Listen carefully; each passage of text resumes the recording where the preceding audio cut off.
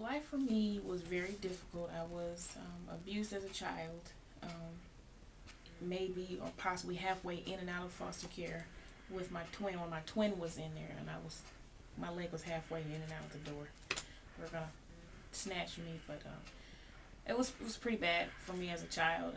Didn't have a father. My father left before I was born, and my mother was either in between jobs or not working, so we never had what we needed as children, and it was pretty bad. It got so bad that DCPS, which is Detroit Child Protective Services, was called shortly after I turned 18, and they were told that because of my age, they could not really do much simply because of my age, but they made note of the fact that they were even called, and then they contacted Detroit Adult Protective Services, which ultimately came out and told me to leave for my own safety. They told me that, I could finish high school and get food stamps and go to college, and I would do really good on my own. I was told that I had a pretty good head on my shoulders, better than what they've seen most youth have, but just to leave for my own safety. And they told me they were going to advise my older fraternal twin sister to do the same thing. And so then what did you decide to do? I left. I bounced from house to house for maybe several weeks before I realized that it wasn't going to work.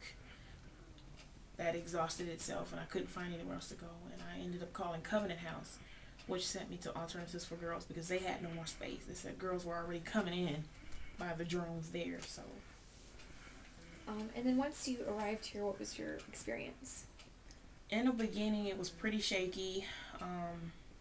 I was nervous, I was scared, and I was upset because I could not understand how I really ended up here.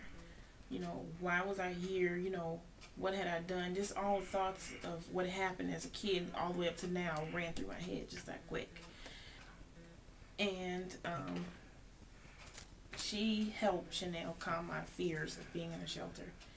And once they got me set up and gave me a youth specialist after I harassed them for 4 days, everything began to get back on track as far as school was concerned. But I was still a little apprehensive, so I almost dropped out of school. And AFG quickly let me know they were not having that. That would be the worst thing I could do. So it was because of Chanel Rankins that I even finished high school. So can you describe how do you think AFG helped you? They taught me how to make decisions a little better than I had before. Think things through thoroughly, look at the bigger picture, the ending result, before I just jump and make a decision. My self-esteem was very bad, very, very low when I first came to AFG. So they were, basically teaching me or have taught me how to care for myself a little better, such as, I would always take a bath and keep myself clean because I never liked to be dirty. But as far as putting on lotion, I would never put on lotion because I just didn't care. Keep my nails done, which I'm due for another manicure, overdue. And do something with my toenails maybe once in a while, keep my hair done. Just looking presentable to other people, but also for myself, mentally and emotionally.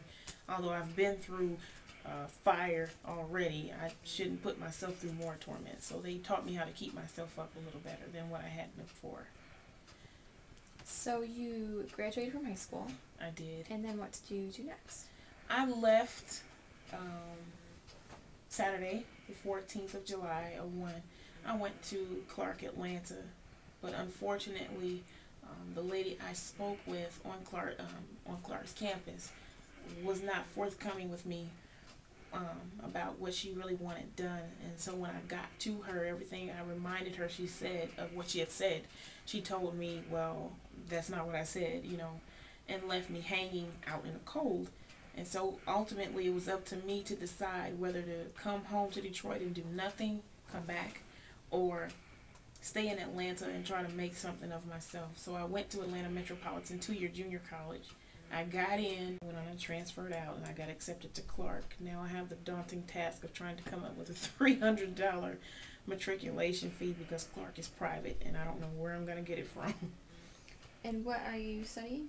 I am studying education, but although I am studying to become a teacher, my ending goal is to have a dual PhD in humanities and liberal arts with a master's in environmental or clinical psychology. I would like to be a humanitarian. I see a need for a number of people who cry out for help but are often turned away by churches and a lot of other organizations who put out this persona that, hey, this is what we're about, but when we come to you for help, we're ultimately turned away. So I want to be a humanitarian so that I can put an end to people's, I need this and I need that, but I can't get help. And when do you plan to graduate? I am expected to commence May 2010, hopefully, still. I just have maybe several more credit hours, maybe about 60, 70 more credit hours to pick up. And if all goes well and I grab school by the horns this coming fall semester and just grab all the classes I can, then I'll be fine. You're only allowed to take 21 credit hours per semester, and that has to be approved. And finally, why are you back in Detroit? I am back in Detroit because I am from Detroit, born and raised Detroit all day long, a Michigan glove.